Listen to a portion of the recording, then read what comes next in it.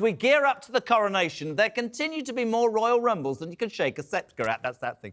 With reports now suggesting that the heir and the spare could be kept separate to avoid a Wilson Harry clash, should he in fact decide to attend his dad's big day. However, if he does, critics say the good old-fashioned boo and hiss fest for him and Meghan will be happening. Now, they apparently, and this is what I think is really important, want to be front and centre for that important balcony moment. Kel's surprise, it looks like they could get their way with the king, who's rumoured to have spare fear when dealing with his youngest and his missus. Basically, wherever you are, whatever you think, this is a major, major thing. I'm delighted to join to the show tonight. She's the royal expert that everybody loves. She's down the line because she can't be bothered to come in. Emily Andrews, good evening. How are you? Good evening, my darling Jeremy. I offered to come in, but they said no. Dreadful. Can we just talk very honestly about the coronation, right? I think they will come now because I think their very publicity and their brand depends on being here and being part of it. Tom Bower said something. He basically said Prince Charles is paralysed by fear. He needs to grow a pair and tell them they ain't being on the balcony and they can sit behind a pillar. What are your thoughts? Well, I've always said, as you know, that I thought Harry and potentially Meghan would come. It's important to reiterate that we don't know for sure. There's been no communication from Montecito. What I do think is extraordinary is that Harry suddenly popped up in London today, completely unexpectedly. He went to the High Court. And what is fascinating, Jeremy, is that he's not seeing either his brother William or his father when he's in London. Now, you know, I think the onus should probably be on Harry rather than his father, who's out of town. And don't forget that Charles is supposed to be on the first day of his state visit to France today. So Harry has chosen to come over to London and be, you know, pose for all the cameras on the day when his father was supposed to start his first state visit as king. One of the most important things he could do to promote Grand Britain. And here's his son trying to take away the spotlight. He can't see his brother because William and Catherine and the kids are on holiday. And I think that tells you all you really need to know about the state of relationships between Harry and William and Charles. Still think Harry and Meghan are going to come to the coronation. Do you think, is Charles quaking? I haven't got long, but do you think, right, you'll tell me I'm wrong, do you not think they'll get booed? Because I do. I think they'll be heckled if they dare to turn up. They did get booed last year at the Platinum Jubilee outside St Paul's. I think there will be some boos. I think there are people who still very much support them, though. But one thing's for sure, Harry and Meghan will be sat a long way away from William and Charles and not in any kind of camera shot. We have defenders of Harry and Meghan. When I said they shouldn't come, she went, old Nicola Thorpe.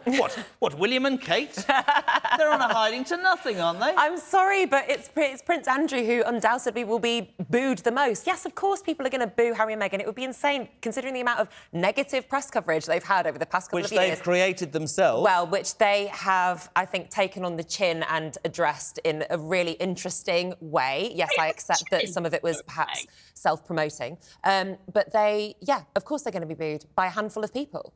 But Boris and Carrie were booed last year at the Platinum Jubilee.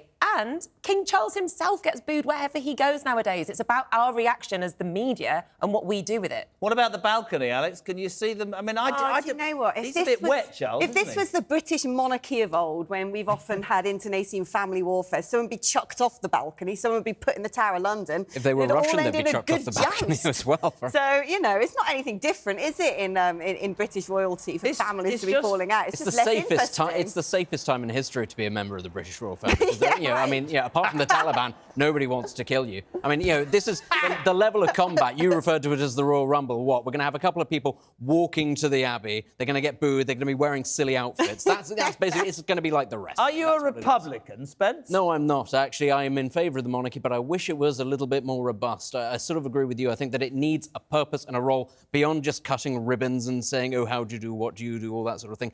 That's my favourite thing that's ever happened on this show, Emily, is Benedict Spence trying to sound posh. Oh, what to do? He sounds posh anyway. What to do with I toned it down. Tonally up.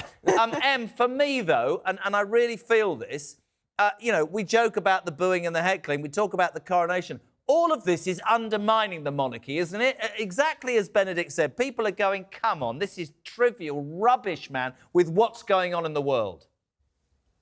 Absolutely. And actually, I think the mood music from the palace, what I'm sensing is that there isn't really any sense of excitement and looking forward to the coronation, which is a real shame because obviously it should be one of the high points of Charles's reign. And he knows it's a short reign. It's beset by problems and family drama. And that's exactly what Charles doesn't want.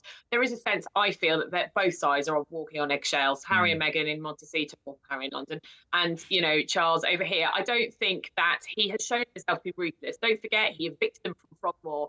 He has allowed Archie and Elizabeth to keep their titles. I think there's a sense of wanting, not to perpetuate any more drama. You said about Archie very quickly. Apparently his profile, they didn't want anything to do with it. Then they wanted him to be a prince. I don't know. Apparently his profile's back up and running. Explain that to me.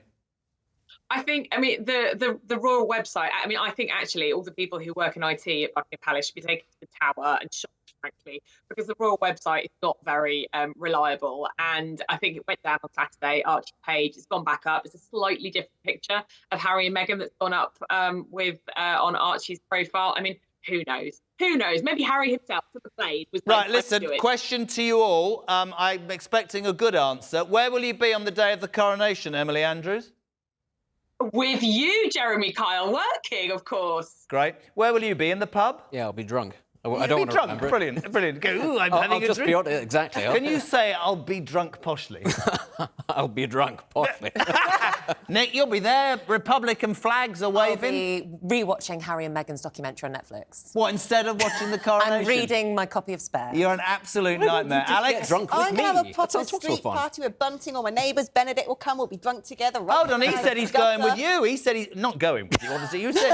He said go and get drunk with him. Would you not like I'll to be go? drunk with one of them. It doesn't matter which. Benedict, I've got to teach you a thing or two. Why not ask for both? Thank you very much indeed. Benedict Spence, Alex Phillips and Nicola Thorpe.